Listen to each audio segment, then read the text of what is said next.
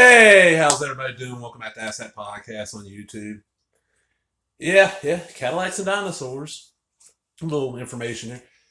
Cadillacs and Dinosaurs. This is the color reprints of Mark Schultz's, no relation to Charles Schultz as far as I know, Xexonic Tales.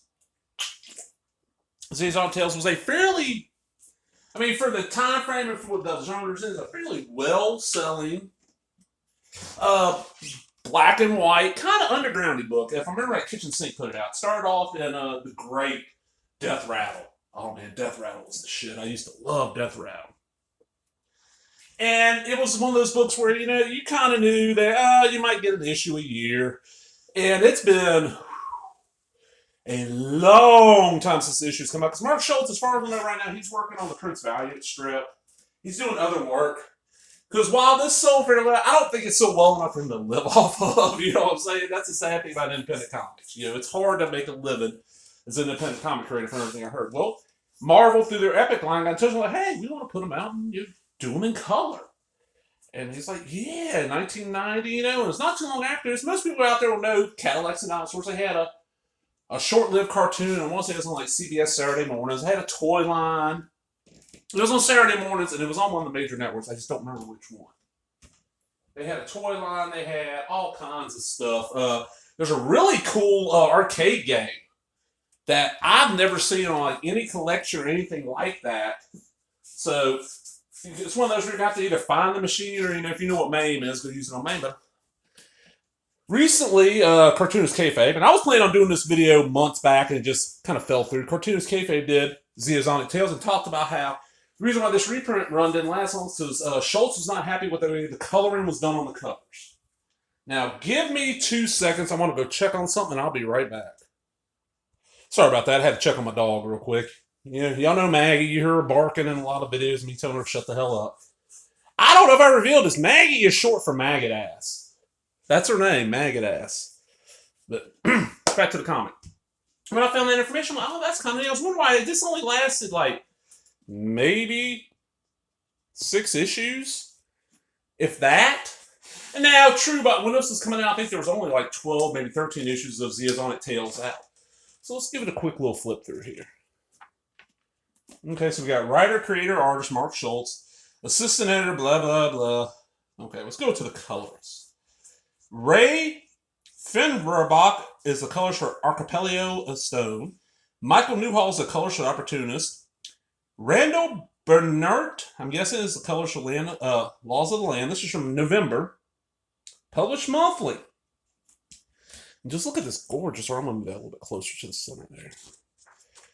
It's very, the thing about it is that I found out by watching that video, and thank you, Cartoonist Kayfabe, FS Score, Jim Rugg. He was heavily inspired by the EC artists. And you can now look at that, I was like, oh yeah, I could definitely say, look at this art. This looks like, something you would see in an EC comic. And Schultz was not young. He was like in his 30s when he did this. It's like, wow, Yeah.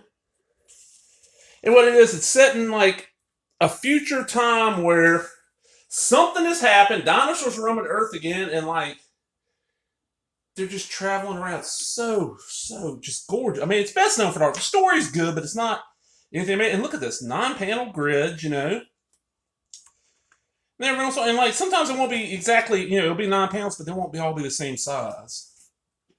And then, look at that. Just destroying this guy right here. I'll pull that a little closer. Look at that. Wow. And that would be the first story. That was 12 pages.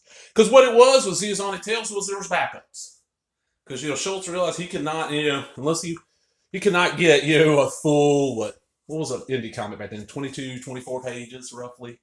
He couldn't get it done in time, so they did backup. The Opportunist. That's Hannah Dundee. The only reason I remember that character's name is because in the toy line, back in the day, she was a chase figure. Back in the day, and I think they still do it somewhat now with the toy lines are marketed to kids. They don't make near as many of the female figures as they do of the males. So she was a chase figure, and I just remember Hannah Dundee. And the thing about it is that the toy, it was Tyco, if I remember right, the toy line didn't sell that great. It ended up at my local Dollar Tree. We had a big-ass Dollar Tree in the Gaucher Mall, which Gaucher Mall ain't even there anymore. It's gone. It got tore down, which sucks, man. I love the Gaucher Mall. This shit all this shit. You had 2 movie theaters, you had a big ass arcade, and a Walden's Books, and 2 toy stores. You had a KB Toys, and right across from it was Circus World. But in that Dollar Tree, they ended up getting them in, and my buddy of mine and myself went up there and we cleaned them out because they were $1 a toy, and even then the toys were, even the common figures were worth more than $1. He made a fortune. I bought a full set, kept them for long, well, opened them up, kept them for the longest time, and then when I ended up moving from Mississippi out to Texas, I sold a lot of stuff. I was like, I ain't gonna have room for all this. I ended up going and just selling a pile. As a matter of fact, a lot of the toys got sold to my buddy. Just gorgeous art, decent little stories. Let me get the last story here. This is, okay, 87, wow. Law of the Land.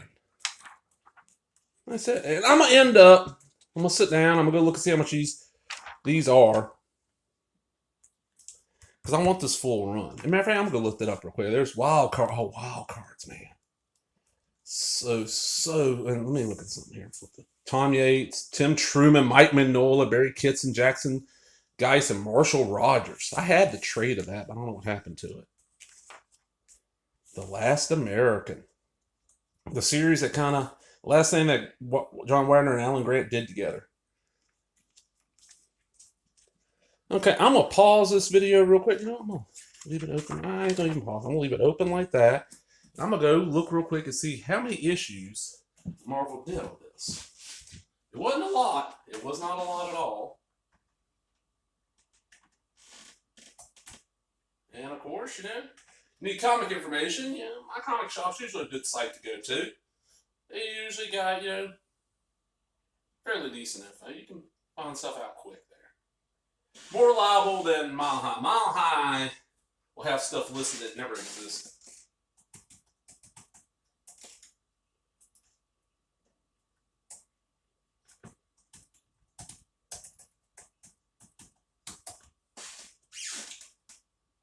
And my computer is a little slow today, I'm sorry.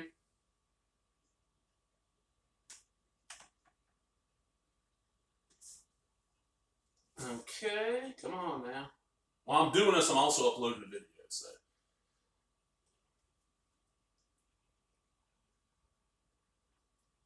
Okay, looks like it went 6 issues. They do not have the first one in stock.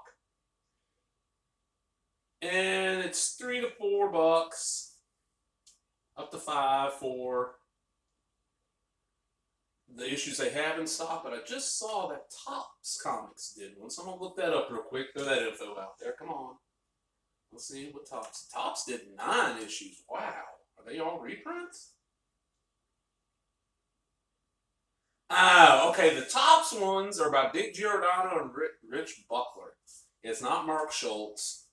So it's more stories in the same universe, just not from Mark Schultz. Well, and my comic shop, as of recorded, does not have this issue in. But yeah, definitely, I want more of this. And this is one of those where I want to say it came in like a random lot. I do that a lot. I order like 5 pounds of comics. It came in. Because this is something I would definitely, if I saw these in the cheap bins, $1, $2, I'd grab them. Because it's Cadillacs and Dinosaurs. But that title alone, you're like, ooh, that's a neat title. What's Cadillacs have to do with dinosaurs? And I hope y'all enjoyed that. If you did, give me that thumbs up, leave a comment, subscribe, all the other bullshit. Talk to everybody later. Bye-bye.